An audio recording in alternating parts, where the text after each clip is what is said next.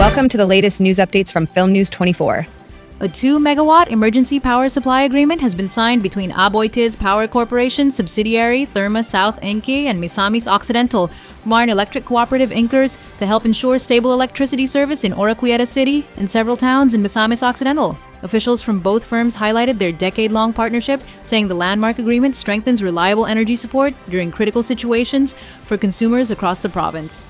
The Department of Energy announced that 938 fuel stations nationwide are now implementing the 10 peso per liter fuel subsidy program for eligible public utility jeepney and UV Express drivers, providing up to 1,500 pesos per vehicle weekly for 3 months under the government's Uplift program.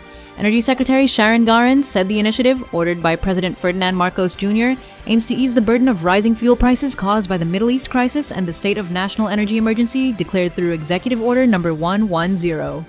The Department of Justice, led by Acting Secretary Frederick Vida, assured the public of a fair and thorough investigation into the recent gunfire incident inside the Senate after the Philippine National Police turned over its investigation records, including CCTV footage, witness accounts, and ballistic evidence linked to 44 fired cartridges from 4 firearms.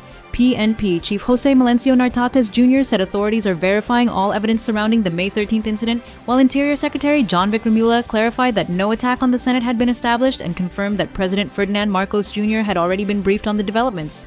The Philippine Navy announced that its second offshore patrol vessel, the prospective BRP Raja Lakandula, will be commissioned on May 29th during the Navy's 128th anniversary celebration, led by President Ferdinand Marcos Jr., boosting the country's maritime patrol capabilities in the West Philippine Sea.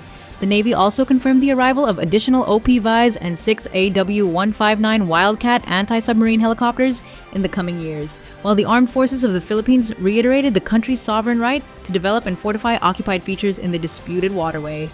The Land Transportation, Franchising, and Regulatory Board announced that the service contracting program for land-based public utility vehicles will officially end on May 22nd, with operators and drivers shifting to a 10 peso per liter fuel discount program covering over 141,000 jeepney and UV Express units nationwide. LTFRB Chair Vigor Mendoza II said the subsidy program, supported by 4,299 participating gas stations, is part of the government's continued assistance to the transport sector amid rising fuel prices.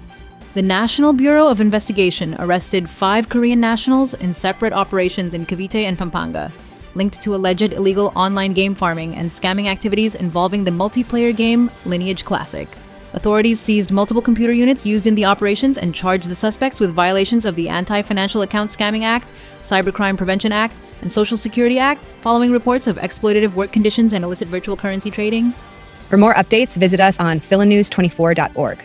This is Katrina Blanca from PhilNews24. Thank you.